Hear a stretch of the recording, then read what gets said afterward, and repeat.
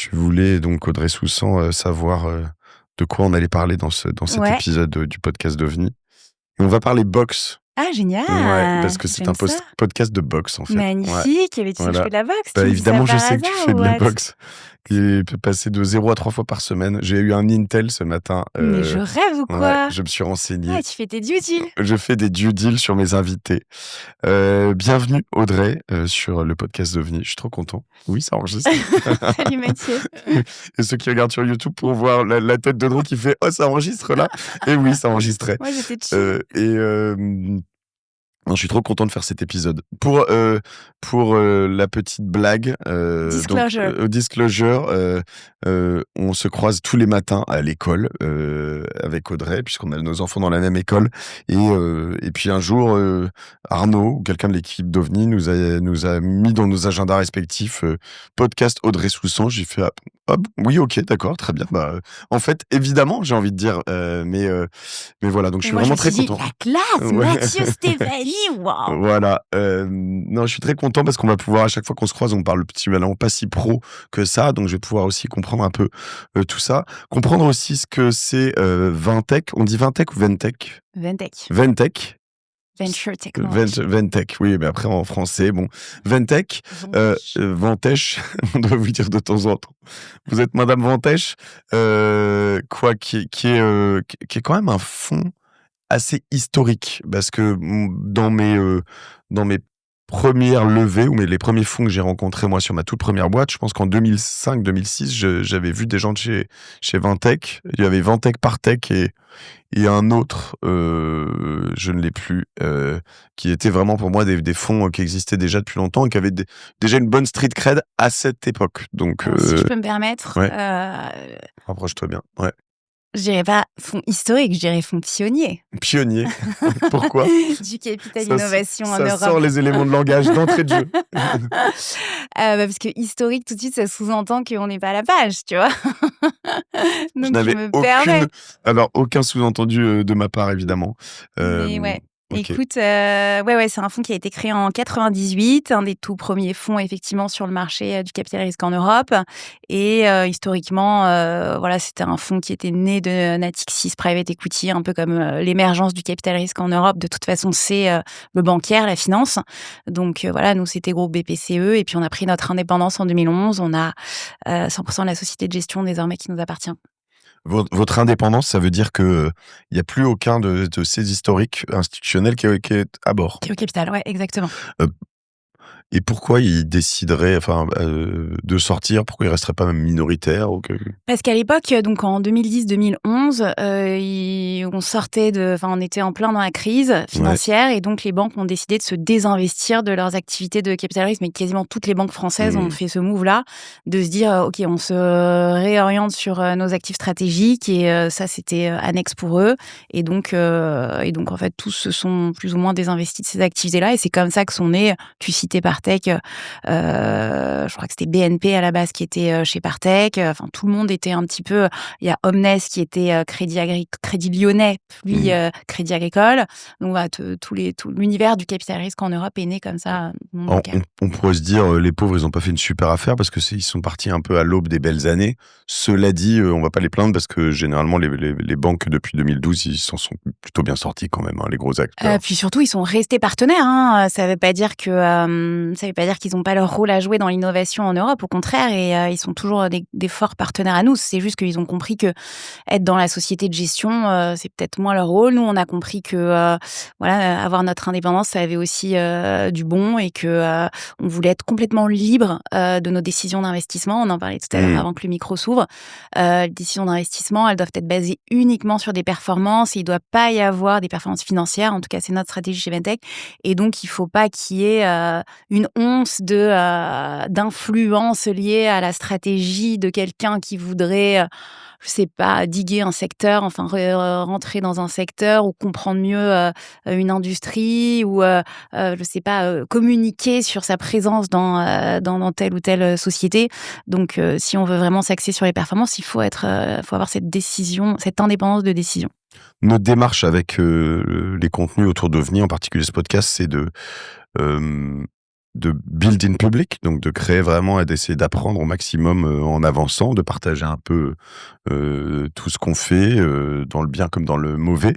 Ce qui m'intéresse, moi, une aventure comme la tienne et celle de Ventec, c'est aussi ce côté pionnier, donc j'allais dire historique, mais non, mais en tout cas, ce track record. Tu peux me donner, juste pour qu'on se rende compte, les chiffres que tu connais, Ouais, bah, que vous ne disclosez jamais, Jamais. j'espère aussi. Jamais. Sur les 15 dernières années, on a fait autour de 120 investissements et sur les 120 investissements, 80 sorties. Donc, Wow. ce qui est bien, c'est qu'on peut démontrer qu'on est allé vraiment jusqu'au Deux tiers bout de du sorties, cycle. ouais, c'est Ouais. bien. Mais en 15 ans. Et donc, l'idée, c'est aussi de démontrer que, voilà, ce qui est dur dans l'univers du VC, on en parlera, j'espère, c'est que c'est un métier de long terme, quoi. Donc, tu n'as la feedback loop que longtemps après. Et donc, c'est assez plaisant de pouvoir au moins avoir un petit peu de cette data-là sur le passé et ce qui s'est vraiment fait. Notre dernier fonds a été annoncé la semaine dernière. C'est un fonds de 175 millions d'euros. Bravo, incroyable. Merci. Sur quel, il y a une thématique, hein? Ouais. Écoute, je vais pas révolutionner le monde de la tech sur les thématiques qui sont en train d'émerger en ce moment. Donc évidemment l'IA, si tant est que ce soit encore une thématique, et la santé digitale, on pense qu'il y a encore beaucoup à faire dans ce marché immense en termes de innovation, disruption.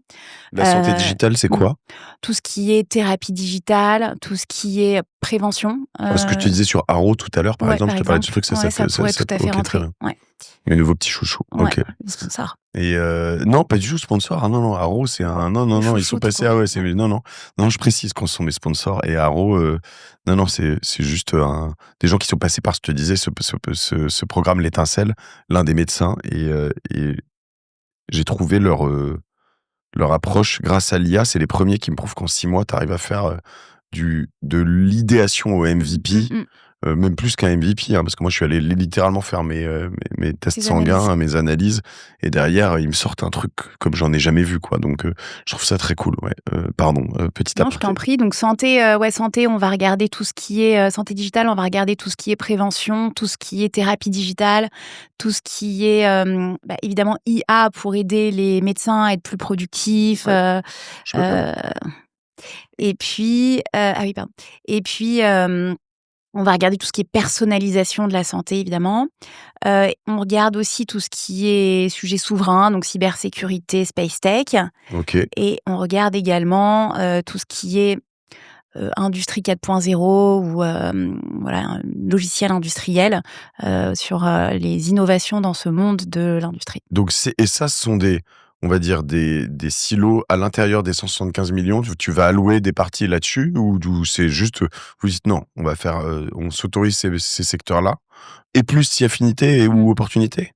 Ouais, c'est une bonne question. En fait, on a un peu une théorie là-dessus chez Ventec, c'est de se dire, on est un expert. Bon, je vais même pas raconter ce que faisait Ventec, d'ailleurs. Je vais me faire Je tuer vais par venir. ma head Non, of com. t'inquiète, on y vient. C'est comme ça que ça se passe chez moi. On va dans la discussion et j'y reviens. T'inquiète pas. Mais donc juste, en fait, on est expert du early stage. Nous, on fait que du early stage, ce qui n'est pas forcément le cas de tous les fonds français. Il y en a qui qu'est-ce que tu entends par early stage? Parce que ça diffère d'un fonds à l'autre. Vrai.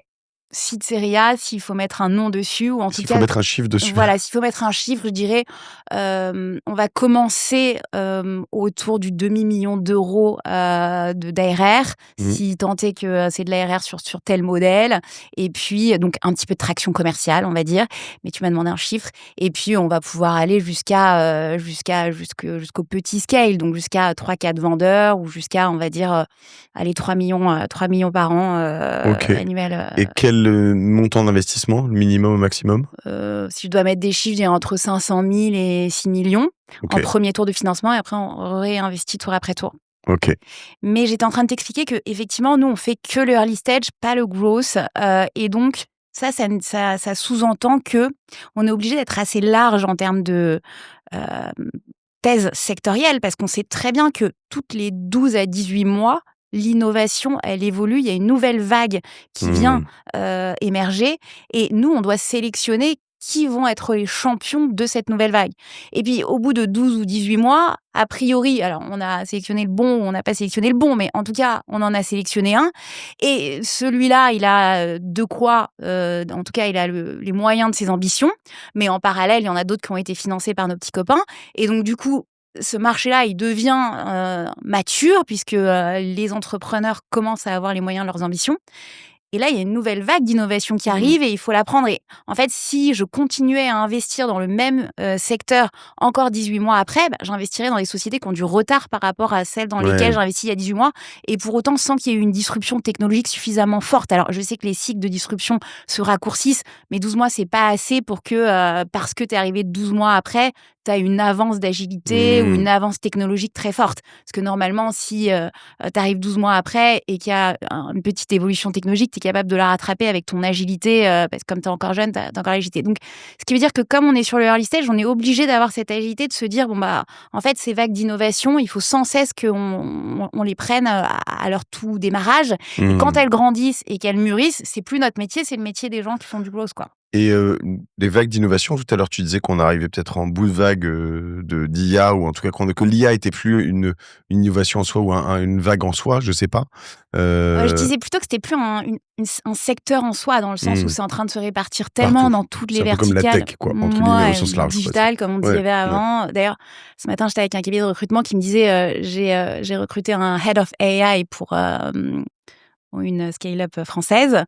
Et j'étais là, ça me rappelle les Chief Digital Officer, tu vois. Et au bout d'un moment, normalement, l'IA est tellement infusée dans le marketing, la tech, le produit, le sales, qu'il n'y a plus besoin de Head of AI. Il y a dans tous les métiers de la connaissance IA un peu partout diffusée dans l'entreprise.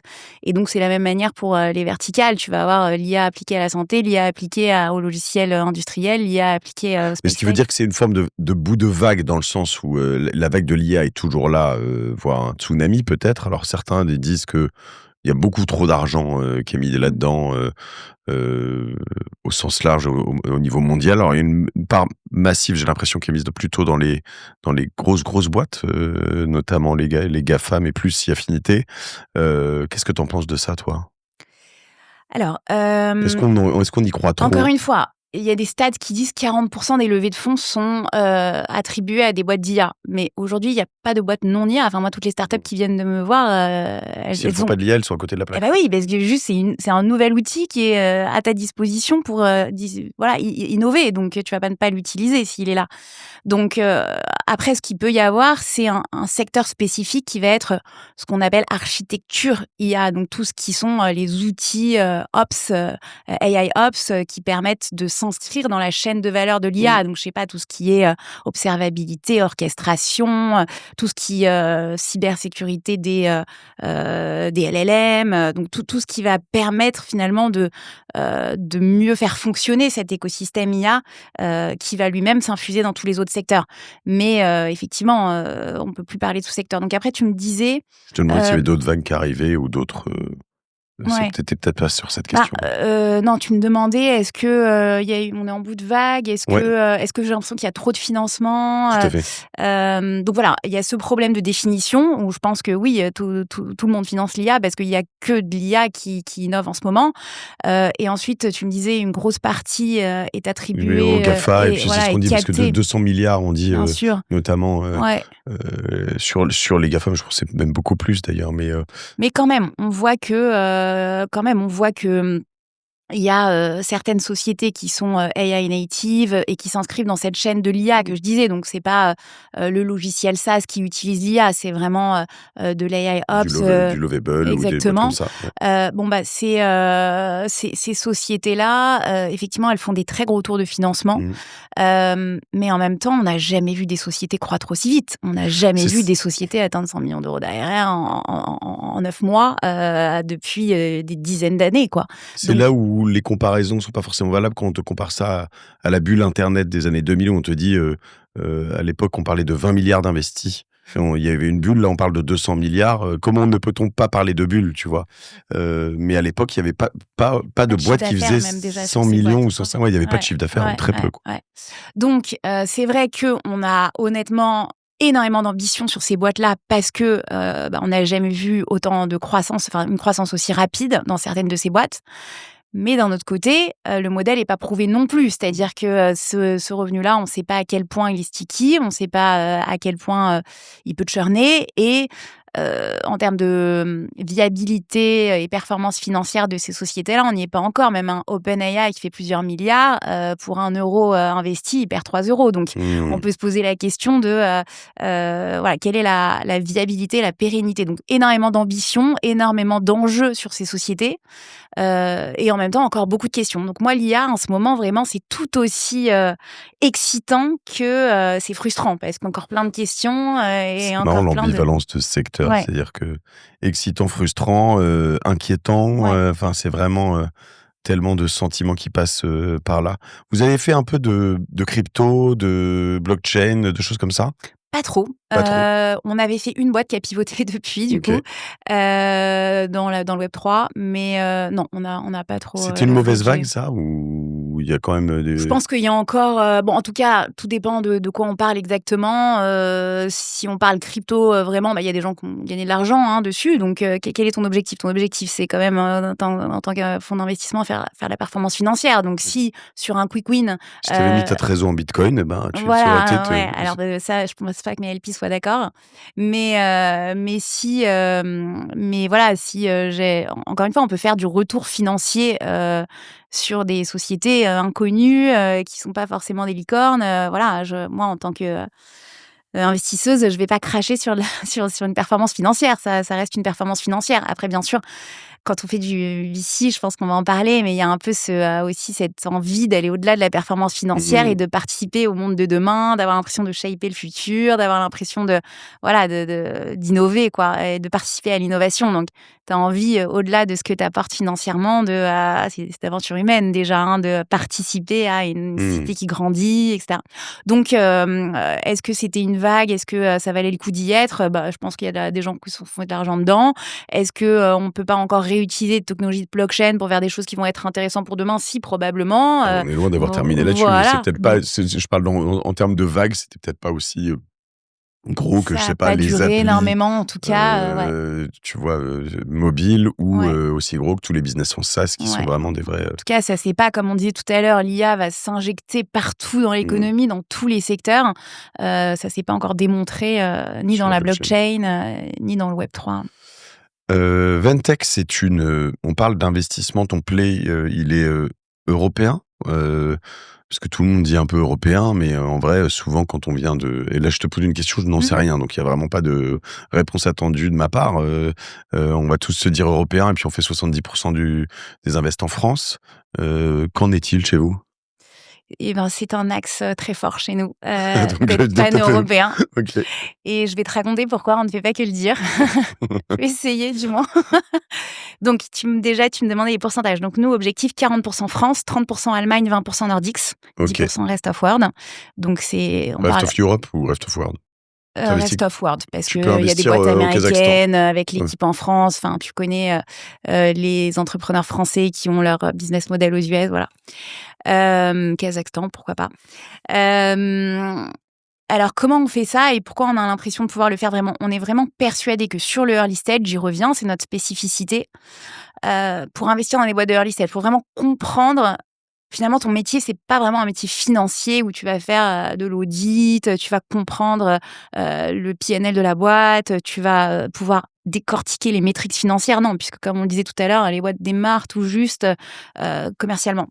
Donc non, ce qu'il faut qu'on fasse, c'est qu'on arrive à challenger l'ambition de l'entrepreneur, sa vision, qu'on arrive à vraiment comprendre ce qu'il a derrière la tête, à quel point il a envie de disrupter, comment il est résilient. Et ça se challenge par une proximité culturelle, à notre avis. C'est-à-dire que c'est très difficile à faire à distance. Alors, je parle pas forcément de distance physique, mais je parle de distance culturelle. C'est-à-dire que pour pouvoir vraiment juger de ces éléments que je viens de décrire, c'est mieux de pouvoir parler la même langue, c'est mieux d'avoir une idée du contexte dans lequel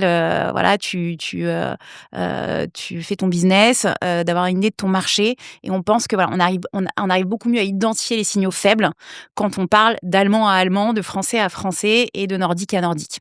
Et donc, on a des équipes locales dans chacune de ces géographies. Donc, non seulement on a des bureaux à Paris, Munich, Berlin, Helsinki, Stockholm, mais c'est pas des bureaux où on a planté un drapeau marketing, où on est allé chez WeWork et on a ouvert un bureau.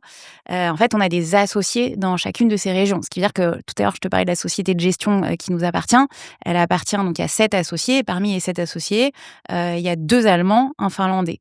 Donc, donc c'est des gens qui sont associés à la société de gestion sur le long terme, qui sont pas juste là pour faire 3 deals et repartir. C'est des gens qui travaillent avec nous depuis 2013. On a ouvert l'Allemagne, 2016, on a ouvert les Nordiques. Donc, c'est pas hier non plus, parce qu'il se trouve que la scène nordique en ce moment est complètement booming. Mais on y est depuis 2016. Donc, ça prend du temps vraiment d'ouvrir une géographie quand tu es un venture capitaliste, parce que il faut avoir un réseau local assez important, il faut avoir un track record, construire ce track record, et un track record d'investissement, mais aussi un track record de sortie. Et c'est que quand tu es allé jusqu'au bout du cycle que tu commences à avoir une certaine légitimité dans le marché localement. Et donc, ça prend du temps de faire ça. Et on l'a pris. Donc, effectivement, on est en France depuis très longtemps, depuis 25 ans. On a ouvert l'Allemagne en 2013 et désormais, on a 3 dealmakers, donc 2 associés et un principal. Et on a d'ailleurs un junior aussi, un associate. Dans les Nordiques, on a une personne, un associé qui est en Finlande, à Helsinki, et un principal qui est à Stockholm. Combien de femmes dans tous ces associés? Parce que tu as dit 1, mais je sais pas si... Non, il se trouve qu'on est 40% de femmes parmi les associés, ce qui est assez rare, 3 sur 7.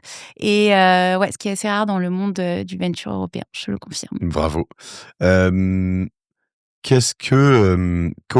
on fait une décision dans les Nordiques? Comment est prise la décision? Elle est prise de manière indépendante par chacune des équipes, ou est-ce qu'il y a une des autres équipes qui doit quand même un peu valider? Comment ça se passe? C'est une très bonne question, parce que on a très peur de ce qu'on appelle, nous, les équipes satellites. On veut vraiment éviter que chacun prenne la décision dans son coin, et que finalement, au bout d'un moment, on se dise, mais en fait, ça sert à quoi qu'on soit ensemble, autant spin-offer, quoi. Donc, on est vraiment dans une collaboration globale, mais la main de la décisionnaire, donc on a un comité d'investissement, donc tous les associés sont à ce comité d'investissement, tous les associés venant de tous les pays. Et par contre, à partir du moment où tu es associé ou dealmaker, tu as une sorte de flexibilité dans la façon dont tu vas faire ton deal. C'est-à-dire que, oui, tu as besoin d'avoir une décision d'investissement du comité, mais par contre, s'il faut ajuster la valo, s'il faut prendre une décision pendant un board, c'est aussi la raison pour laquelle on a des gens très seniors dans le deal-making, qui ont au moins 15 ans d'expérience, sinon il faut pas de deal, quoi. Mais l'objectif, c'est vraiment de dire, à partir du moment où tu es en board, puisque on n'en a pas parlé, mais il se trouve qu'on est lead investor et qu'on est au board. On est board member dans les sociétés dans lesquelles on investit. À partir du moment où tu es en board, il faut que tu sois capable de prendre la décision tout seul. Et tu peux pas dire, attendez, je reviens, je vais aller voir mon comité d'investissement, je vais leur demander s'ils sont d'accord, et s'ils sont pas d'accord, on trouvera une autre solution. Dans ce genre d'agilité du monde de la startup, tu es un peu obligé de marcher très vite, quoi. Donc, il y a une forte indépendance, je dirais, du dealmaker, quel que soit l'endroit où il se trouve, mais il y a une décision qui est collective. Comment on fait pour pas s'empâter quand on est un pionnier et être agile, rapide, quand en plus enfin moi je trouve ça super tu vois, de voir que tout ça a été renewed, de voir votre singularité, mais finalement quand on a en Nordics, en Allemagne ici des comités, etc., je vois la vitesse à laquelle il faut aujourd'hui potentiellement prendre des décisions, parce que les dossiers les plus chauds, en fait, il faut toujours y aller très vite. Ouais. Est-ce que vous avez eu des moments quand tu viens en plus sorry, mais quand tu viens d'un Natixis ou d'un truc, souvent tu as quand même carrément. un ADN un peu plus lent. Ouais. Comment est-ce que tu fais? Est-ce que vous avez une organisation, des techniques, des méthodes que tu peux m'expliquer? Très bonne question, parce qu'en plus, je reviens de Luxembourg, où il y avait un peu la grand-messe du EIF, le Fonds européen d'investissement, qui nous a sorti des stats pour dire que pour comparer la performance des emerging managers avec la performance des non-emerging, quoi. Donc les emerging, c'est les nouveaux... C'est premier, deuxième, troisième vintage, Okay. donc les 3 premiers cycles tes 3 premiers fonds, en fait. Et donc, qui disait que ils étaient plutôt meilleurs, les emerging, voire au même niveau, voire meilleurs, quoi. Ok. Et donc, Et tu peux être effectivement, emerging manager dans un ancien fonds ou c'est quand même non, c'est un fonds. complètement. Oui, Ok, oui. ok, D'ailleurs, ok. c'est donc on a le cas chez Ventec puisqu'on a 2 stratégies chez Ventec. Toujours pas présenté Ventec, c'est pas grave. Mais donc, ce dont on parlait, la stratégie principale de flagship, c'est Tech Early Stage pan-européen, mais on a aussi créé il y a 5 ans un fonds impact qui, lui, est justement un emerging manager dans une société de gestion qui est déjà existante. Et justement, ça, c'est considéré par le FEI comme un emerging manager. Ok. Donc, comment on fait pour être hungry, garder son hungriness et continuer à être... Déjà, je pense qu'il y a une histoire de vraiment challenging entre nous, quoi. C'est-à-dire que à la fois, on a la force d'avoir une équipe qui est très solide, qui est très stable. Et ça, c'est hyper important dans un fonds de capital risque parce que c'est de l'artisanat, quoi. Il faut quand même... nos investisseurs, ils font confiance en des hommes, des femmes. Tu peux pas changer tous les 4 matins. De facto, vous êtes combien au on est total? 15. 15, c'est ça. Ouais, Donc, de ouais, facto, quand ouais. t'es 15, c'est de l'artisanat, Exactement, quoi qu'il arrive. exactement. Tu fais pas de l'industriel. Hein, Donc, ouais. quelque part, il y a un truc où voilà, tu fais confiance en des hommes et des femmes. Donc, tu as besoin d'avoir une sorte de stabilité de l'équipe. Sinon, c'est le bordel. Et d'ailleurs, c'est pour ça qu'il y a des clauses d'hommes clés. Mais tu as besoin aussi que cette stabilité, elle se résume pas dans Fat Cat, comme on dit, une stratégie Fat Cat. Donc, il faut une sorte de... Fat Cat, explique-moi, pardon. Les Fat Cat, c'est en gros, je deviens gros, je m'empâte. Okay, Voilà. Ouais. Et donc pour ça, il faut se challenger mutuellement. Je pense que la force de notre culture, c'est la diversité d'équipes. Le fait que on ait donc plusieurs géographies qui soient représentées. Donc, on a 7 associés, 3 nationalités différentes. Mais sinon, dans l'équipe, on est 5 nationalités différentes sur les 15. Le fait qu'on n'ait pas le même âge, il y a des associés qui ont la soixantaine, il y a des associés qui ont moins de 40 ans. Oui. Pour ceux qui se posaient la question. Moi, je me suis dit que j'ai failli te faire la remarque. Après, je me suis dit, c'est déplacé, je sais pas, on s'en fout, on n'est pas à ça près. Je me suis dit, finalement, t'as l'âge du fond. Ouais. Pas loin. On n'est pas si loin. Yes. Donc voilà, diversité d'âge, diversité de genre, diversité de nationalité. Ça fait que on n'est pas dans un univers, tu vois, où on est en complaisance. Ah oui, on a la même idée sur les deals, on pense exactement c'est pareil. pas comme si vous habitiez tous dans le 17e, quoi. Tu vois, non, c'est pas du tout le cas. C'est pas du tout le cas, je te confirme.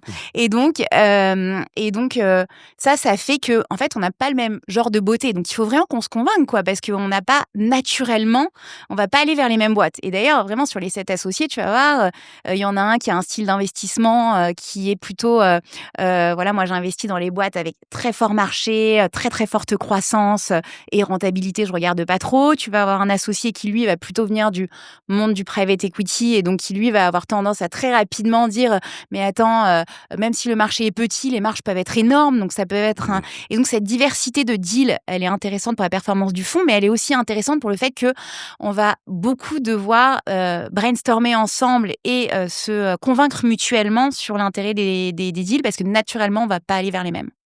Donc, je dirais que, mais c'est une bonne question, j'y avais pas réfléchi avant, je pense que notre hungriness, elle vient du fait que de cette diversité d'équipes qui nous pousse à nous challenger les uns les autres, quoi. Et là-dessus, quand vous avez une méthode, une sorte de, je sais pas moi, de temps de réaction garantie, ou je sais pas, entre un dossier qui rentre, d'ailleurs comment il rentre, mais surtout entre le moment où il rentre et le moment où la décision est prise, vous avez un temps à peu près cible? Ouais, écoute, là, tu vois, j'ai un comité d'investissement aujourd'hui. Le champion, il l'a rencontré en début de semaine. Donc, en une semaine, tu peux avoir un comité d'investissement. D'ailleurs, du jour au lendemain, on est 7. Donc, du jour au lendemain, tu peux faire un type. De toute façon, on fait tout en Teams, puisqu'il y en a un en Allemagne, l'autre en Finlande, l'autre en Suède. Donc, tu te doutes bien qu'il ne faut pas que le comité d'investissement il soit à Paris. Donc, on se réunit à 7. Et d'ailleurs, s'il y en a un des 7 qui ne peut pas venir, on enregistre et maintenant, on records le Zoom ou le Teams. Et donc, voilà, on fait ça aussi en... Vous l'archivez? Délinéarisé. Est-ce que c'est un truc qui est gardé pour la suite, pour plus tard? Non. Non. On peut ressortir le... C'est rigolo. Génial. T'étais contre. Ouais. Je te rappelle que tu étais contre. Ah, tu pensais à ça? Non, moi, je pensais au contraire au succès. On ressort le deck de série A. On l'a fait ça, par exemple, Vestiaire Collectif. Très souvent, je retourne sur la note d'investissement du seed de Vestiaire Collectif en mode, attends, mais comment on est rentré dans ce truc qui était lunaire, quoi? Parce que t'essayes toujours de, tu vois, quand t'es sur un deal et que tu dis, ah merde, c'est quoi la taille de marché de cette boîte? C'est quoi la taille de marché, je sais pas moi, de l'orchestration des LLM? Sachant que, quand tu regardes le deal en tant que tel, le marché est pas encore mature, par définition, puisque la boîte est innovante dans ce marché-là. Donc moi, j'avais fait cet exercice de revenir sur la note d'investissement de Vestiaire 3 mois après la création du site. Quand j'avais regardé le marché, taille de marché, estimation de la taille de marché de Vestiaire, on s'était dit, c'est le marché des friperies offline, quoi. Il y avait rien d'autre en seconde main. Tu vois, le marché de la seconde main, c'était les petites boutiques. Offline, le terme, il fait tu peur. vois, l'horaire, quoi. Voilà, c'était les petites boutiques. Évidemment, c'était un marché minuscule et en plus qui n'était pas du tout attrayant, qui n'était pas du tout en croissance, qui était même plutôt en décroissance et qui donnait pas du tout envie. Mais donc, voilà, ça, parfois, ça te permet de... Mais vous êtes rentré quand même. Eh oui. Eh oui, super équipe. Ouais. Très belle traction déjà, même 3 mois après la création du site. Est-ce que tu as justement déjà fait des investissements malgré tout? Ouais, carrément. Malgré tout. Alors, j'ai appris que il faut pas le faire malgré tout dans toutes les conditions. Par exemple, mon petit playbook personnel, c'est de me dire si tu trouves que le marché est génial, que la proposition de valeur est top, mais que l'équipe est moyenne, tu le fais pas malgré tout. De toute façon, l'équipe est moyenne. Point. Ça, voilà, ça, quoi qu'il arrive. Par contre, le marché est moyen, la proposition de valeur est moyenne, mais l'équipe est top, tu le fais malgré tout. Et l'équipe est top. Ça veut dire quoi? Je sais pas, genre, c'est des monstres et tu les vois sur un truc, tu te dis, c'est peut-être pas exactement le marché, mais je pense qu'il faut y aller. Tu peux? Ouais, c'est ce que je disais là. Ah, ouais. Okay. C'est exactement. Non, mais tu disais moyen, mais je veux dire après, genre, ok. Et vraiment nul, tu veux dire? Non, mais le truc, tu dis, ils sont un peu à côté, mais bon, honnêtement... j'ai l'exemple là, en ce moment, on regarde un deal, vraiment l'équipe, on la trouve vraiment incroyable. Et puis, attention, hein, ça veut dire quoi une équipe incroyable dans le domaine dans lequel ils sont en train d'exécuter. C'est-à-dire, tu peux avoir un mec incroyable en B2C qui se lance dans le B2B. Alors là, moi, je considère plus que... Enfin, tu vois, il faut que l'équipe, elle soit performante dans le domaine de la boîte. Mais voilà, si c'est pas le... Effectivement, si toi, je me trompe sur le marché et en réalité, ça va être incroyable, soit je me trompe pas et l'équipe va avoir l'agilité de pouvoir trouver autre chose. Donc, si j'ai plein de doutes sur plein d'autres choses que l'équipe, je crois que je vais bien vérifier que l'équipe est agile et que l'équipe est à l'écoute. C'est-à-dire qu'elle soit pas bornée sur OK, j'avais décidé que c'était ce marché, je lâcherai pas sur ce marché, quoi. Il y a des équipes incroyables, mais genre totalement nerd, quasiment un peu... Pas autiste, mais tu vois, j'ai reçu sur Génération Universelle, je vais le balancer, mais il y a quand même de l'affect. Non, il y a quand même de l'affect malgré tout dans ce que je vais dire, parce qu'en plus, c'est quelqu'un qui m'impressionne vraiment, mais un Alex Boisiz. Je pensais à un autre. Tu pourras me dire, si tu veux, mais Alex, qui vient de relever sur une valeur à 17 milliards, enfin, sa boîte, elle a 6 ans, c'est n'importe quoi. Mais c'est un type qui a... D'ailleurs, c'est assez unique, je pense, le moment que j'ai eu avec lui sur un podcast, parce que je pense que, en fait, tu vois, dès que l'épisode s'est terminé... Il s'est refermé ou... En fait, il sait pas qu'il s'est refermé, parce qu'il est tellement à donf dans son business qu'en fait, il était plus là. Il a enlevé le mode avion et il est reparti. C'est-à-dire que quand il m'a dit au revoir, ou il levait la tête, il faisait ouais, il me regardait, mais je n'étais plus là, j'existais plus. Et c'est marrant, et à la fois... Salut Alex. Non, mais il y a vraiment pas de hard feeling dans ce que je dis. C'est remarquable professionnellement, mais tu dis, waouh. Est-ce qu'il a besoin socialement d'être... Donc là, ce que tu dis, c'est qu'il a peut-être des lacunes sociales ou il lui manque des skills sociales. Il faut réussir à passer outre, parce que je pense que quand tu vois quelqu'un très tôt comme ça, c'est un peu perturbant, à mon avis. Ouais, alors, donc je peux balancer aussi. Moi, je pensais à Florian Douetto de Dada. Ah oui, c'est vrai, dans le genre. Voilà, moi, je me souviens t'as aussi cette barrière de dire il faut rentrer dans la coquille du génie, quoi. Et une fois que t'as cassé cette coquille, tu découvres le génie. Donc c'est pas un frein. Non, c'est pas du tout un frein. Il faut juste identifier que si t'avais besoin de ce skills, donc là, en l'occurrence, on parlait plutôt de skills sociales, et que tu sens que est moins représenté chez l'entrepreneur, il va falloir qu'il s'entoure d'autres gens qui soient, tu vois, qui fassent qui compensent. Et à la fois, Alex, comme d'ailleurs un autre qui m'impressionne, je connais que lui qui est à New York, qui a cette boîte dans la pub, Content Square, Ouais, Cherki, Jonathan Ouais. Cherki et Jonathan, qu'on embrasse, que j'ai vu, mais en fait, ce sont des malades mentaux. D'ailleurs, alors Jonathan est quand même plus une bête sociale, beaucoup Ah plus ouais, que... Non, j'allais dire la non, mais opposé. ce que je veux dire, c'est que ils ont une obsession du détail dans le business. C'est-à-dire que moi, j'ai reçu un jour un message d'Alex Boisise pour un micro-business, mais t'as pas idée, quoi. Et il allait, parce quelqu'un avait dû dire dans l'équipe, Mathieu peut nous aider à récupérer ce deal-là.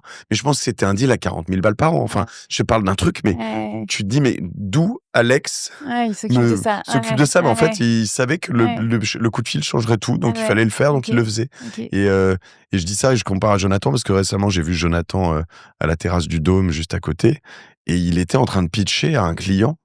Ouais, il est très terrain, ouais, il est Ouais, très à tu te l'écoute. dis: «Attends, le Ouais. mec, il habite à New York et cetera, il est en train de pitcher au Dôme à un client», enfin, bon. OK, Mais attends, il y a juste un sujet hyper important là, si je peux, c'est que ah bah, en ce moment même, justement dans cette transformation de l'économie avec l'IA, il y a une sorte de premium au nerd. Il y a une sorte de premium à l'entrepreneur tech. Parce que justement, tu te dis, mais attends, le marché de l'IA est tellement en train de se transformer, la chaîne de valeur elle est tellement tous les jours en train de bouger. Si j'ai pas le mec qui comprend parfaitement cette chaîne de valeur et qui est capable de rester à jour de cette chaîne de valeur, vraiment à la minute près où ça change, ma boîte, elle va pas, ma AI native company, elle va pas pouvoir tirer c'est profit de cette super fenêtre intéressant. d'opportunité. Et donc là, aujourd'hui, il y a un vrai premium à ces fondateurs.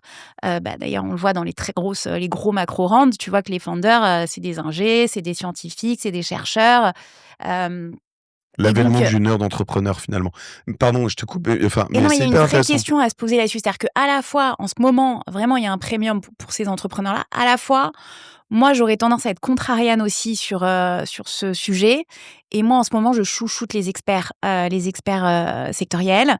Je pense qu'ils ont aussi leur carte à jouer s'ils sont suffisamment malins et agiles. C'est-à-dire que évidemment que l'IA est nécessaire pour venir déterminer des nouveaux use cases qu'on n'était pas capable de faire avant et donc créer des champions qui étaient impossibles à bâtir auparavant et donc forcément innover. Donc évidemment l'IA est au centre de tout ça et donc avoir des gens qui le comprennent c'est nécessaire, mais il faut que cette IA elle soit utilisée à bon escient et il faut trouver les use cases qui vont vraiment ne pas churner, générer du business qui est pour le long terme, etc. Et donc, je pense que finalement, aussi ces experts sectoriels qui, eux, comprennent très bien le besoin client, le besoin utilisateur, le truc qui manque pour pouvoir créer ce nouveau use case. Évidemment, accompagné d'un entrepreneur qui sait leverager l'IA pour arriver à ce use case-là, il est aussi très nécessaire. Je pense qu'il ne faut pas non plus les oublier, ces experts sectoriels. C'est l'addition, la complémentarité de... Là, je reviens sur ma marotte de la complémentarité, mais je suis vraiment assez persuadée que c'est la complémentarité qui fait la force des fondateurs. Et c'est assez fou. Moi, ça me fait penser à deux choses, alors, qui sont différents et qui réunissent un peu tout ce que tu dis. Dans les très nerds, Anton Osika, donc de Lovable, que Ouais. j'ai croisé 2 fois récemment, en fait, qui est complètement pété du casque, quoi. Il est un peu, je l'adore, hein, mais il est, enfin, moi, il est arrivé, il a fait une micro-sieste de 2 minutes sur son siège avant qu'on enregistre parce il s'était levé à 4 heures Mais du tu matin, vois, par etc. exemple, très bon exemple, Lovable, on dit toujours, ouais, il y a que des chercheurs dans cette boîte, ils ont pris les meilleurs techs et tout. Ils ont aussi recruté le CMO de Lovable. C'est un mec qui venait de Google, c'est un mec qui venait de gros GAFAM, etc. Donc, ils ont aussi recruté les meilleurs en CMO, mais très experts. C'est des mecs qui ont 25 ans d'expérience dans le marketing digital. Donc, tu vois, c'est pas juste des techs, quoi. Ils sont aussi non, mais ça m'étonne pas de Anton. complémentarité, quoi. Anton, si tu veux, moi, j'arrive ici à Paris. Il me rappelle, il arrive à Paris, pardon, un mois après. Il me passe un coup de fil et puis il me dit, je suis avec Simon Squibb. Je dis, putain, Simon Squibb, ça me parle. Tu sais qui c'est, Simon Squibb? C'est le mec qui arrête les gens dans la rue, qui dit, what's your dream? Et voilà, et qui les embarque. Okay. Et le mec, c'est le plus gros influenceur business au Ouais, monde. ouais. Et il n'était pas avec lui par hasard, tu vois. Donc, Anton, il fait attention, il est super spécifique. Et ça me fait penser à deux autres que j'ai eu là, au disclaimer, je suis associé, actionnaire, mais Mino dans cette boîte qui s'appelle Arcades.ai. Arcades qui fait que j'ai reçu sur Génération It Yourself après, qui fait des avatars IA. Ouais. Donc on y est en vidéo, un peu comme sur Sora 2, tu vois, ou sur Sora, mais dédiés, et c'est exactement ce que tu dis. Ils sont ils sont quand même un peu nerds, ils sont frappés du casque aussi, mais ils te font que des trucs faits pour la pub. Donc, en gros, l'objectif, c'est de dire, tu fais tes campagnes de pub pour faire tes produits, Castali, Samsung, Garmin, peu importe, et tu vas mettre un influenceur, une influenceuse qui n'existe pas. Ouais. Et eux, ils vont t'en faire la même campagne 40 fois, avec une accroche différente, avec un machin différent. Pourquoi ils savent faire ça aussi bien? Et moi, ce qui m'inquiète, en fait, j'ai quand même mis un peu d'argent là-dedans, c'est que tu te dis, attends, mais il y a Sora 2 qui sort. Moi, à la limite, quand je vois le machin, je l'essaye, je leur dis, les mecs, on est Mais je c'est des m'affole. experts sectoriels Ouais. et tu penses qu'ils vont. Mais eux, moi, je m'affole, je leur dis, mais on a perdu, ils viennent de lever 10 millions sur une valo à 50. Et ils me disent, mais non, t'inquiète, Mathieu, demain matin, on a branché l'API Sora 2. Le lendemain matin, l'API Sora 2, et qui est ouverte à 21h, le lendemain matin, à 9h du matin, elle est sortie. Et donc, ce qu'ils font, eux, c'est sur un marché super spécifique, exactement ce que tu viens de dire, un truc qui est super pointu. Mais en revanche, super pointu faut être technologiquement. complètement acharné pour faire ça. Faut être un peu malade mental, quoi. Parce que c'est pas un business pépouze, quoi, tu vois. Ouais, bah tu vois, là, moi je t'en regarde, là, les deals qu'on fait chez Ventech en ce moment, tu vois, t'as à la fois des deals où effectivement c'est très AI native, par exemple, on a Amber Search, c'est vraiment des chercheurs en IA qui sont sur la recherche en entreprise avec l'IA. Et à côté de ça, tu vois, vraiment des experts sectoriels. Moi, j'ai investi en Oma Insight, c'est une boîte qui fait passionnant de l'homogénéisation de la donnée comptable. C'est un mec qui était dans un hedge fund pendant 10 ans et pendant 10 ans, il a créé son propre outil en interne technologique pour mieux gérer son portefeuille. Et ben, avec de l'IA, évidemment, il vend ça maintenant à tous les gestions, les asset managers parce qu'il l'avait fait lui-même pendant 10 ans dans sa propre boîte d'asset management. Et donc, son expertise, évidemment, elle est difficilement duplicable. C'est un autre point sur l'IA dont on n'a pas encore parlé, mais c'est que ah ouais, c'est révolutionnaire. Ah ouais, il y a une ambition incroyable. Ça va très vite. Mais c'est aussi accessible de tout le monde. C'est-à-dire que, paradoxalement, ça a beau être une révolution technologique, ce n'est pas une barrière à l'entrée technologique, puisque tout le monde y a accès. C'est open source, tout le monde peut se plugger, il y a des API dans tous les sens. Donc, en réalité, c'est une disruption tech, mais ce n'est pas une barrière tech. Et donc, il faut trouver d'autres barrières. Pour nous, en tant qu'investisseurs, tu sais, on est hyper sensible à, comment je peux, est-ce que moi-même, je suis défensif? Quelle est ma défensibilité? C'est rarement la tech ces temps-ci, bizarrement. Alors même que, t'as l'impression que, oui, l'IA est nouveau, mais dans 2 jours, tout le monde y aura accès. Donc, peut-être que toi, tu vas avoir une ouverture parce que tu étais, comme tu disais tout à l'heure, la boîte dans laquelle tu as investi, parce que 2 jours avant, tu avais branché l'API au bon moment, tu vas avoir cette fenêtre d'opportunité, mais dans 2 jours, tout le monde aura cette fenêtre d'opportunité. Donc, il faut que tu aies une autre différenciation, et cette différenciation, moi, je pense que l'expertise sectorielle, elle peut tout à fait être la bonne. Est-ce que la manière de pitcher, l'approche des fondateurs quand ils t'approchent, est-ce que tout ça a changé? Est-ce que on est sur un peu toujours le même état de l'art? J'arrive avec un pitch, 10 pages maximum, première page, la problématique, deuxième page, enfin, j'enfonce une porte ouverte là-dessus, mais est-ce qu'il y a une best practice? Est-ce que il y a des trucs qu'il faut absolument pas faire? On en est où là-dessus? Franchement, le gros du marché, ça n'a pas changé. Le gros du marché, c'est toujours le deck, c'est toujours, On t'envoie un deck, déjà. Voilà, je t'envoie un mail. Un two-pager. Toujours mieux que si il arrive chez moi pour une raison particulière, parce que je t'ai déjà croisé ou parce que tu m'as été envoyé par quelqu'un que je connais. C'est toujours mieux, évidemment. Mais bon, si on se connaît pas, on se connaît pas. Donc voilà. Mais c'est vrai que le haut du panier, ça se passe pas du tout comme ça. C'est-à-dire les quelques boîtes sur lesquelles on se bat tous pour rentrer, je te passe un coup de fil, je t'envoie un WhatsApp et je te dis on se rencontre demain, faut que je te parle de mon projet. Il y a pas de deck, c'est juste je te fais rêver de mon ambition, je te parle de mes métriques que depuis les 3 derniers mois, parce que c'est des boîtes très jeunes souvent, mais ça peut être sur la dernière année, regarde, j'ai multiplié par 6 mon nombre d'utilisateurs. Et donc il y a même pas de deck là, c'est vraiment je te partage mes 3 points, ma vision. Encore une fois, on juge la vision et l'ambition surtout à ce stade de maturité. Donc ça se partage oralement, quoi. Donc mais bon, on peut pas se permettre de le faire avec tout le monde. J'ai pas la possibilité de rencontrer tous les fondateurs qui veulent lever de l'argent. Donc ça se fait que avec je dirais il y a une sélection un peu naturelle vers des entrepreneurs qui me connaissent parce qu'on a déjà travaillé ensemble ou qui connaissent des gens avec qui j'ai déjà travaillé ou que moi j'ai proactivement et d'ailleurs de plus en plus c'est comme ça encore une fois le haut de marché les quelques deals hyper concurrentiels c'est des sociétés qui ne viennent pas à moi, c'est moi qui vais à elles parce que j'ai entendu dire ou j'ai vu dans mes stats ou j'ai des signaux faibles que j'ai aperçus avant même qu'on se rencontre vraiment avec l'entrepreneur quoi. Et quid de l'IA là-dedans, Ouais. pour vous? Est-ce que vous vous aidez, d'analyse, de marché, de choses? Vous avez, des moteurs? Vous c'est enfin, ça ce que j'entends, c'est que ça a assez peu changé du côté de l'inbound, c'est-à-dire les gens viennent et Ouais.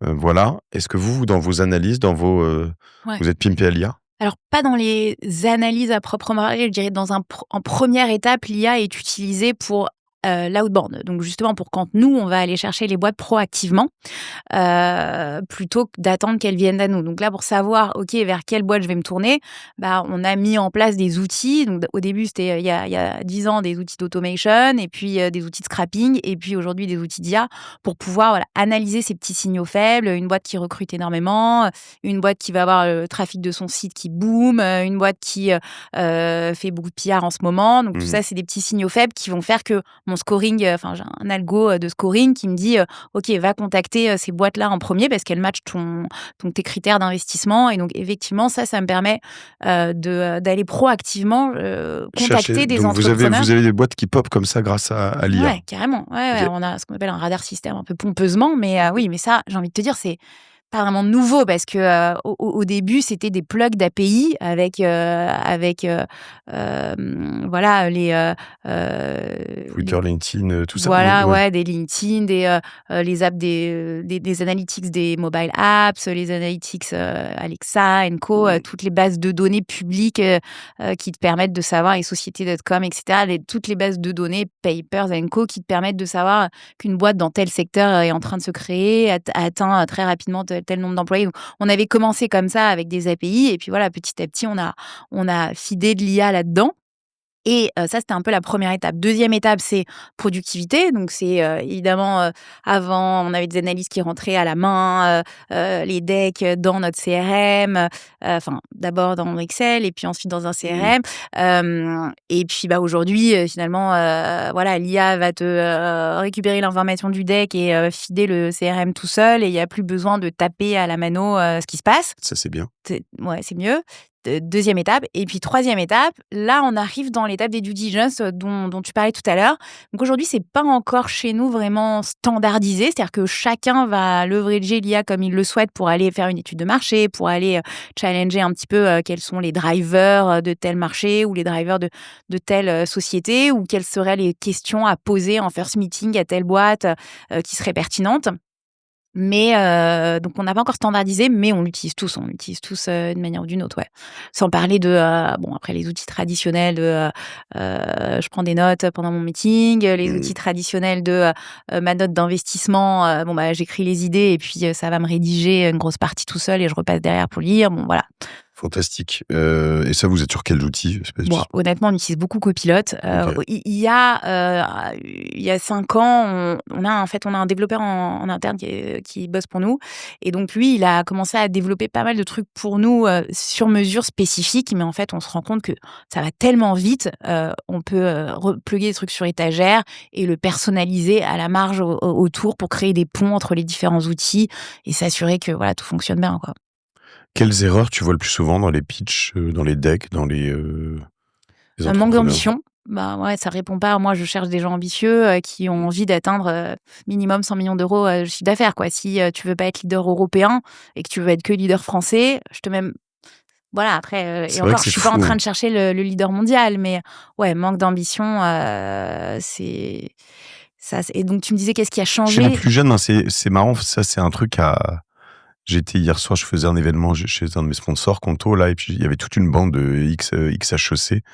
Puis il me demandait un peu les choses que enfin, si toi, tu avais pu être meilleur plus jeune et tout, et je leur dis: «Mais 1000 fois ça, quoi. Mais même quand je t'entends dire 100 millions, même aujourd'hui, je me dis, débarquer devant quelqu'un, lui dire: «Je vais faire 100 millions», je me dis: «Mais il va me rire au nez», tu vois? Et Ouais. c'est dur à Oui, assumer. tout en assumant ça. C'est-à-dire qu'effectivement, moi, tu peux très rapidement tomber dans l'excès de, «Attends, le mec vient me voir, il me dit qu'il va faire 100 millions l'année prochaine alors Mais qu'il a mec, tu rien 12 ans. fait Non, tu vois, il faut que tu sois capable de le démontrer, de l'assumer, voilà, l'argumenter ton histoire. Donc sinon ça fonctionne pas, quoi. Mais ouais, c'est dur de trouver l'arbitrage entre, être suffisamment ambitieux mais, être crédible, quoi, et légitime. Tu allais dire d'autres choses, manque d'ambition? Donc la question c'était C'était qu'est-ce que tu vois quelles comme erreur erreurs? principale Ouais. ou Ouais, bien sûr, en Europe, surtout en France d'ailleurs, parce que là je compare avec mes collègues, et les dossiers qui viennent d'Allemagne et des Nordiques.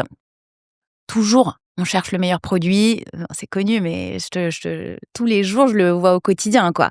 Les entrepreneurs français qui veulent avoir le meilleur produit et qui oublient de se demander quel est le meilleur go-to-market et donc qui vont aller se concentrer sur: «Ah ouais, ouais, non, mais tu sais, notre produit, il est meilleur que celui du concurrent, donc c'est sûr qu'on va gagner». Ah non, non, non, non, en fait, c'est pas le meilleur produit qui gagne, hein, Mmh. si tu pas un bon go-to-market, si, tu sais pas le vendre, tu beau avoir le meilleur produit, si tu sais pas le mettre entre les mains de l'utilisateur, personne le saura, donc ouais, ça c'est Ouais, c'est vrai que c'est vrai la défaut, base. français, quoi. C'est vrai. Et Un on truc dit d'ingé souvent un par peu rapport ça, aux non? US, mais tu vois, dans les Nordiques, pour le coup, on voit l'inverse. Dans les Nordiques, ils sont Mmh. très, très bons en sales, très, très bons en C'est vrai, c'est go-to-market. vrai, c'est vrai. Ouais. Ils sont meilleurs, beaucoup bien meilleurs, pitchers, j'allais dire, que nous. Parce que donc du coup, nous, on voit des pitchs, tu vois, dans des langues différentes, enfin, pardon, on voit des pitchs en anglais d'entrepreneurs qui ont une nationalité différente. Clairement, les Allemands sont nuls, en equity story, ils savent pas Mmh. du tout se vendre, alors que dans les Nordiques, ils sont très, très forts. Mmh. Super intéressant. Hem, la place des femmes dans tout ça, c'est un sujet qui t'intéresse? C'est un petit chapitre qu'on ouvre dans les 10 minutes qui nous restent Ouais. ou ouais? C'est un sujet sur lequel je me suis passionnée pendant les 10 premières années de ma carrière. Donc, j'ai, co-créé Girls in Tech, qui était une association qui visait à promouvoir les femmes dans les associations, les femmes dans la tech. C'était une association, américaine et on a ouvert le chapter France avec Roxane Barza, Ouais.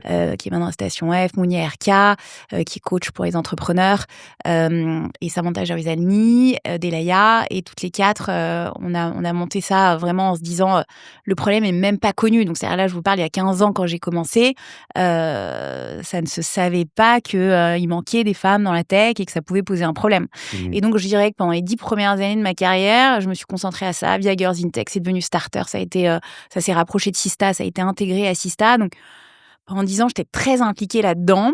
Je prenais vraiment fortement à cœur et je dirais que le gros de mon travail, c'était déjà de mettre en exergue le problème, de Mmh. faire en sorte que les gens comprennent qu'il y a un biais, qu'il y a des biais et qu'il faut y remédier.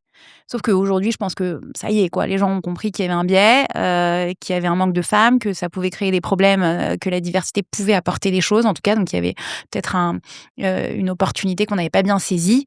Et maintenant, il faut régler le problème. Et je dois dire que ça, je considère que enfin, je n'ai pas ma place ou mon rôle là-dedans. J'ai l'impression que, Tu as fait le job d'avant et ouais. puis c'est à Et quelqu'un d'autre de prendre ce nouveau job, je dois dire que, j'ai l'impression que c'est presque scientifique, tu vois? J'ai envie, que quelqu'un me dise, me démontre pourquoi dans les faits, j'ai l'impression que les femmes, elles pitchent de manière moins ambitieuse que les hommes, qu'elles mettent des chiffres moins longs. j'ai pas levé.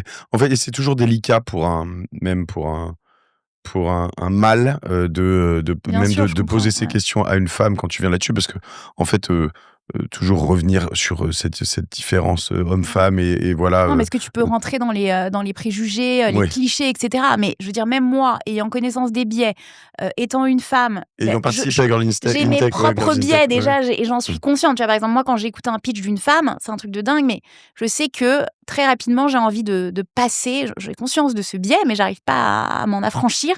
J'ai envie de l'aider.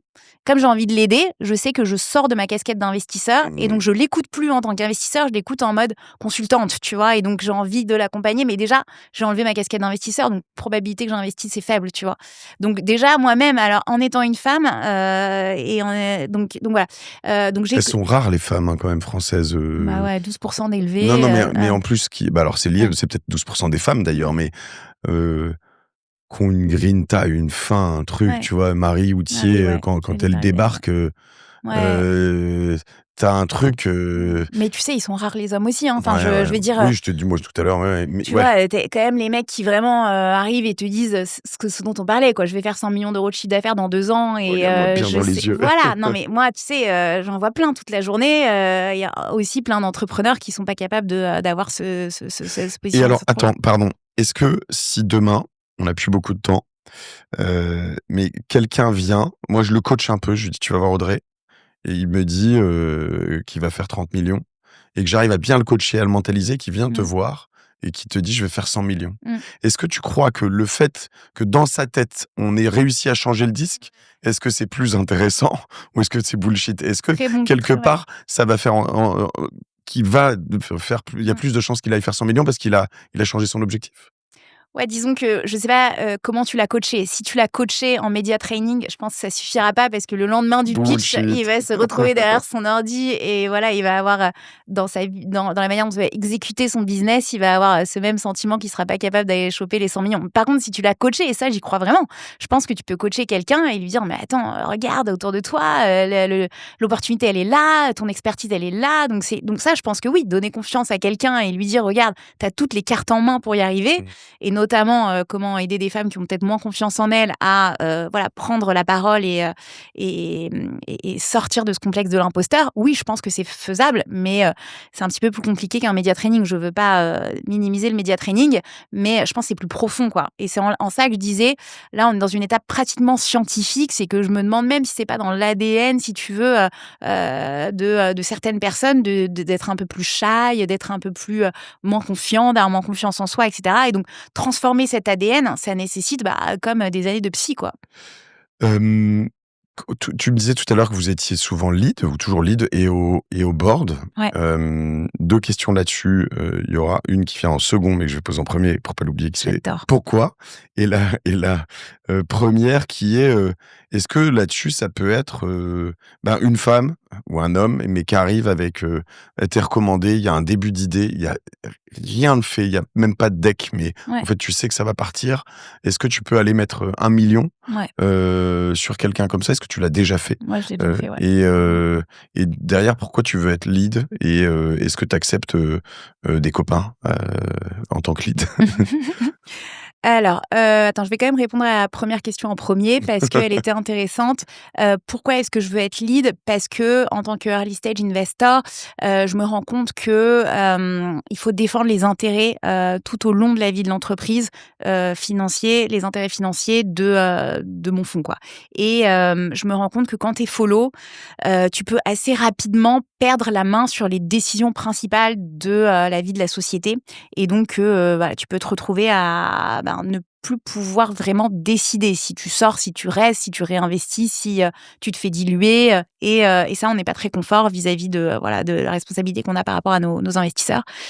Parce que les performances financières peuvent être tronquées, quoi, par rapport à ça. OK. Donc avoir la main sur l'orientation stratégique de la boîte, même si ça se fait en binôme, évidemment en partenariat avec les entrepreneurs, mais au moins voilà, de pouvoir dire si j'ai envie de sortir, je sors, si j'ai envie de remettre, je remets. Évidemment dans la limite de ce que l'entrepreneur veut faire avec toi, hein, c'est un partenariat. Mais si t'es follow, finalement tu te ranges derrière la vie du lead investor et voilà, tu suis ses décisions à lui. Donc dans certains cas ça peut être pertinent si tu mets des tout petits tickets, si tu as une stratégie de volume et que finalement voilà, tu diversifies et donc tu dis dans le lot il y en aura qui vont cartonner et qui vont rembourser. Si tu investis dans 3 deals par an, je pense que ça fonctionne pas. T'es pas assez maître. Voilà, si tu fais peu de deals, il faut que tu sois maître de ces deals-là, quoi. OK. Et en étant lead, tu peux le faire. Et ensuite, est-ce que je partage alors, est-ce que je peux être lead très tôt? Bien sûr, je peux être lead sur Slide. Hein, je te disais, Vestiaire Collective, 3 mois après la création du site. Withings, premier tour institutionnel. Webedia, qui est le média derrière Pure People. Je connais de Webedia, ouais, bien sûr. Allociné, jeuxvideo.com, etc. Donc c'est une boîte qui vaut 1 milliard aujourd'hui. Sur Slide, on a investi. Believe. Cédric Ciré à l'époque. Ouais, Cédric Ciré. Ouais, OK. Believe, superbe, OK, ouais. Believe. Believe, fallait y croire, hein. Ouais, transforme. Alors attends, Believe, je passe 2 secondes dessus, incroyable.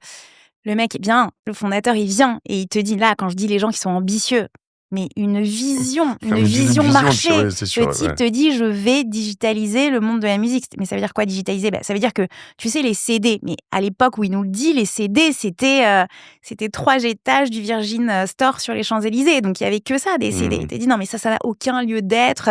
Il y aura plus de CD demain, la musique sera digitalisée.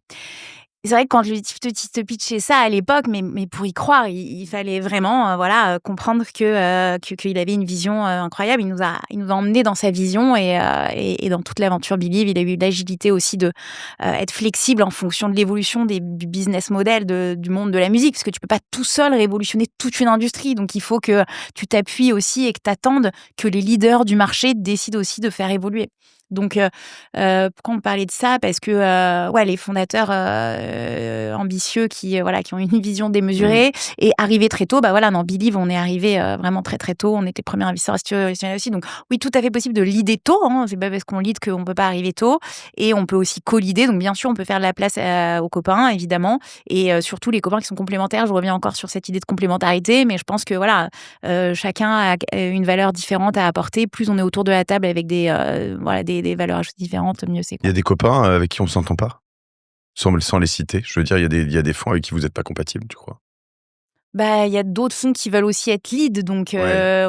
il y a un moment donné, si on veut chacun mettre 6 Ça, il y en a millions beaucoup, et que le tour, il fait 5, ça va pas marcher. Donc, parfois, si on fait la même taille et qu'on a les mêmes objectifs et que le tour, il permet qu'à un fonds de prendre le lead. Je suis pas encore assez expérimenté dans l'univers des fonds européens, et j'allais dire parisiens, mais européens de surcroît, mais pour savoir un peu, pour connaître les petites rivalités, etc. Est-ce que dans les historiques, justement, vous êtes plus entre historiques et vous êtes plus copains, ou est-ce Non. que justement vous êtes plus rivaux? Non, je dirais que moi, je trouve qu'il y a beaucoup de complémentarité entre les micro-VC. Je suis assez fan des micro-VC, là, si je peux raconter. C'est que, ces nouveaux modèles, et j'en parle d'autant mieux que OVNI en fait partie et que, on est là grâce à eux.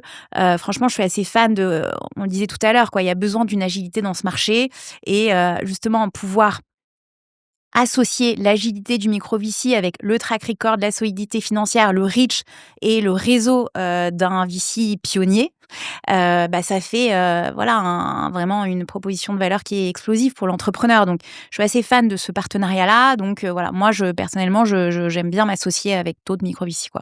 Ok. Enfin, avec des micro-VC. Je vais te prendre 2-3 questions, on va les faire très rapides.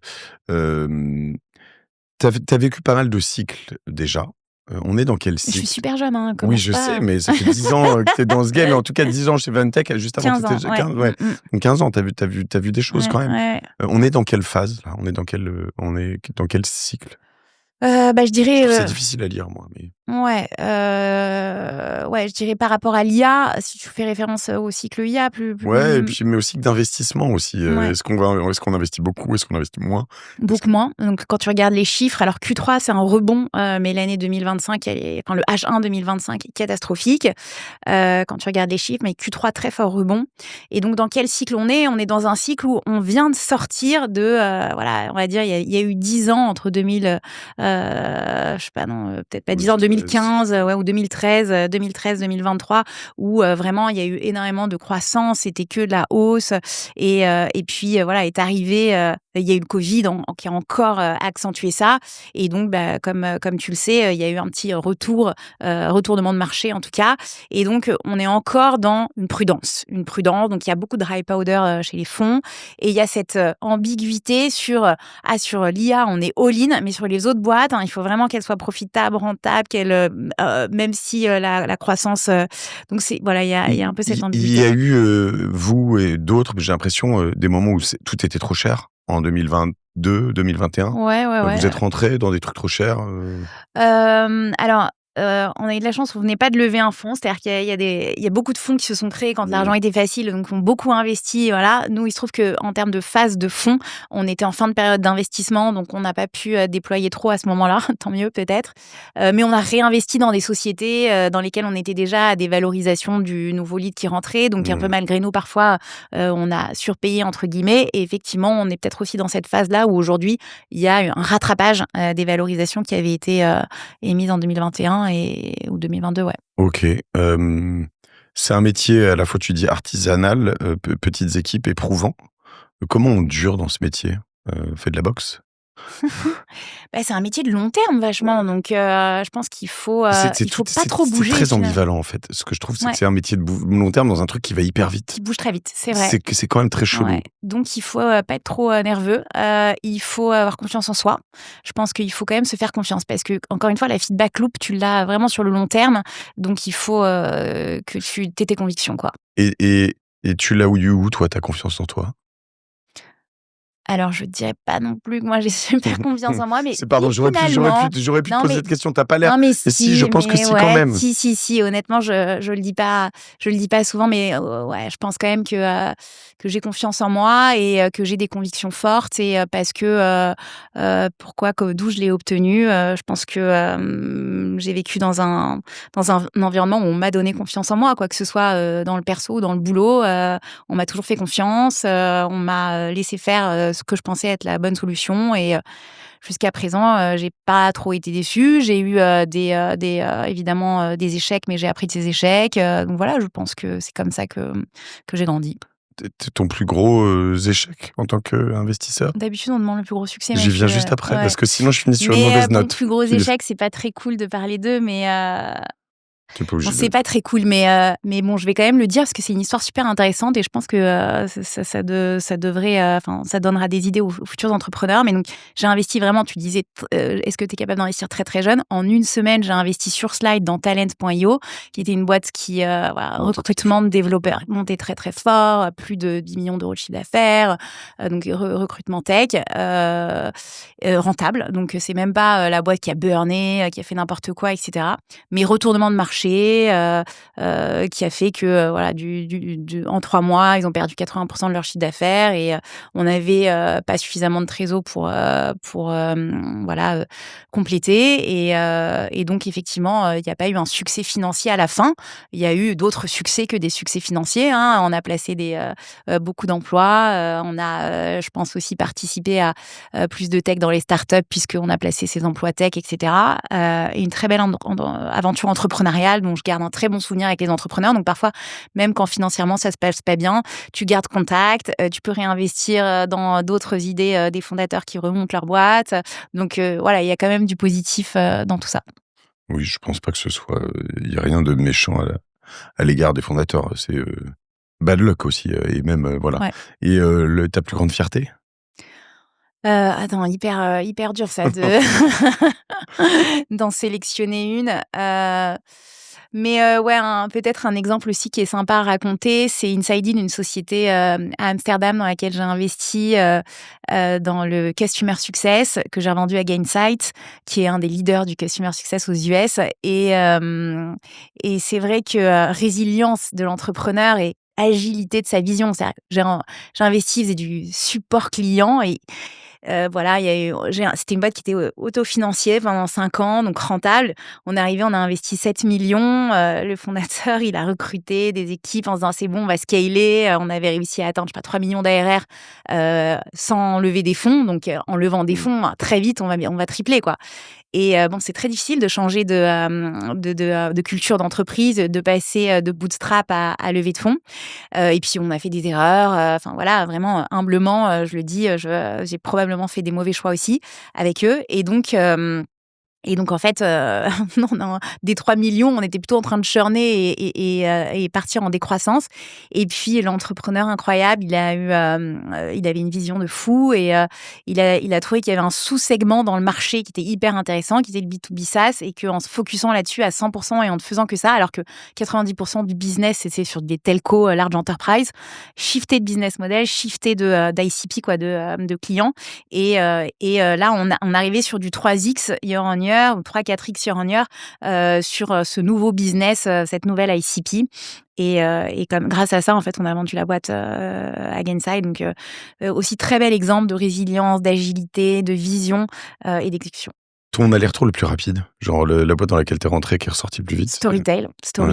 J'ai revendu à Criteo de 18 mois après être rentrée. Et en plus, pendant ces 18 mois, je suis tombée enceinte. Donc, j'ai eu un congé mat pendant les 18 mois. Je suis rentrée du congé mat. La boîte est vendue. Donc, j'avais fait un board. Je les ai jamais vus. Je sais pas, on a dû faire 2 boards. Enfin, ça m'avait pris du temps pour convaincre les entrepreneurs de les financer. Ensuite, je suis partie en congé mat et puis je suis rentrée. Il y avait une term sheet sur la table. Ouais. Ce que tu viens de dire, ça me marque la passer du bootstrap à la levée. Moi, j'ai levé quelques fois, mais en fait, je crois que je suis nettement meilleur en bootstrap dans les entreprises parce que j'ai besoin de gagner de l'argent, d'être rentable. J'ai du mal à cramer de l'argent qu'on m'a donné et me dire, tiens, le retour... Ouais, mais le buy-side de ça, c'est que parfois, tu vas moins vite que ton concurrent et tu peux te faire bouffer. Non, mais c'est sûr, mais ça me fait juste penser qu'il y aurait quasiment un métier, je sais pas s'il existe, dans et autour du VC à inventer, qui est d'accompagnement du bootstrapper vers alors évidemment tu fais pas les choix à la place, mais dans l'aide à qu'est-ce que tu fais de ce machin. Alors c'est très marrant que tu dis ça parce que tu sais qu'il y a une très grosse tendance de fonds qui est pour les fonds de private equity small cap de venir investir, voire racheter des sociétés qui sont venture backed, donc l'opposé, c'est-à-dire comment je fais pour transformer la boîte qui était partie sur Rocket, qui était partie sur du booming, mais bon voilà, qui rate un petit peu son objectif, de la remettre sur les rails de la rentabilité et de la remettre dans un track PME. Une petite cure pas très agréable généralement ça, mais ok. Mais bon, ça fait des belles boîtes quand même, tu vois. Vrai, peut-être que donc en tout cas, on voit un rapprochement de ces deux mondes, le monde de la rentabilité qui est très fortement représenté par les financiers de LBO, enfin les fonds de LBO, et le monde au contraire de la forte croissance, fortement représenté par le VC. On est en train de créer des ponts entre les deux mondes. Dernière question, Audrey, avant que je te lâche. Ah tiens, 2 choses. Je sais que tu lis quand même un peu, toi, ou pas mal. Alors, j'écoute tes podcasts, oui, surtout. Mais qu'est-ce que merci, déjà. C'est cool. T'aurais, je le pose pas toujours sur lui, mais un livre à me recommander, toi? Un livre que... Vraiment, pour un entrepreneur ou pour un investisseur, Principles de Ray Dalio. Idole. Ouais. Je l'ai en bas dans le studio. J'en ai encore parlé hier. Enfin, tu vois, dans les discussions, vraiment, c'est truc de radical... Transparency, radical candor. Ça revient tout le temps. Ça peut être un peu hardcore, ces principes par moment, mais c'est intéressant. Alors, son dernier podcast, Diary of a CEO, il n'est pas très réjouissant, il est un peu dark dans ses prédictions, mais ok. Et si tu devais donner un conseil à la jeune Audrey quand tu commences en tant qu'investisseur et que tu pouvais dire attention Audrey, là-dessus, si tu peux gagner quelques années en faisant ci ou ça. C'est vrai que tu poses tout le temps cette question dans les podcasts et je n'ai même pas réfléchi avant de venir. Mais je dirais... disons que j'ai appliqué ce conseil, mais je l'ai appliqué avec peur, avec angoisse.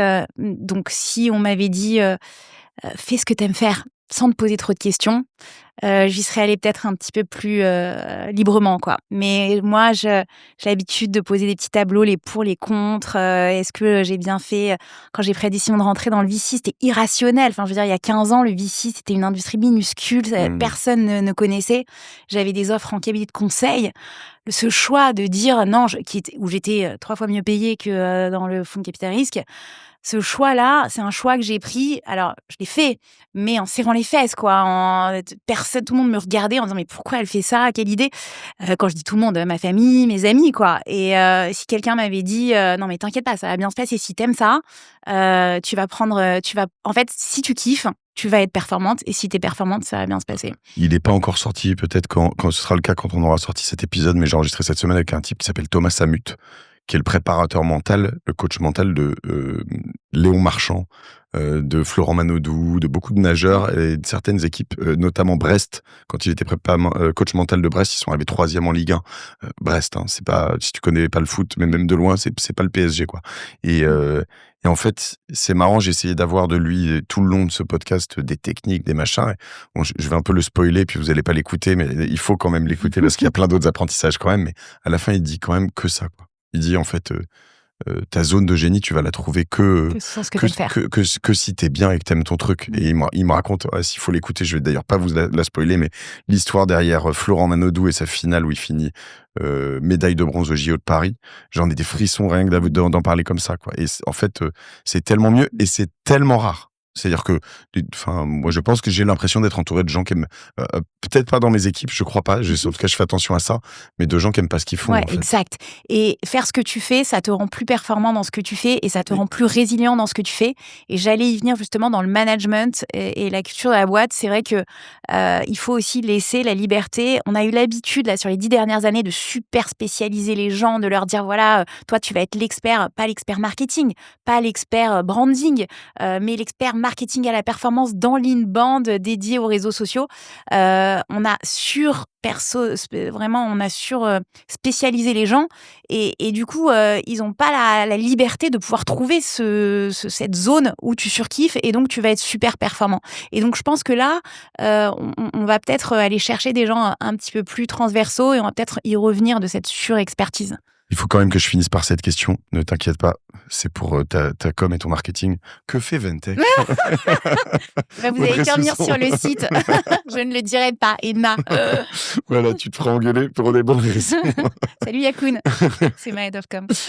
Voilà, on l'embrasse, on t'embrasse.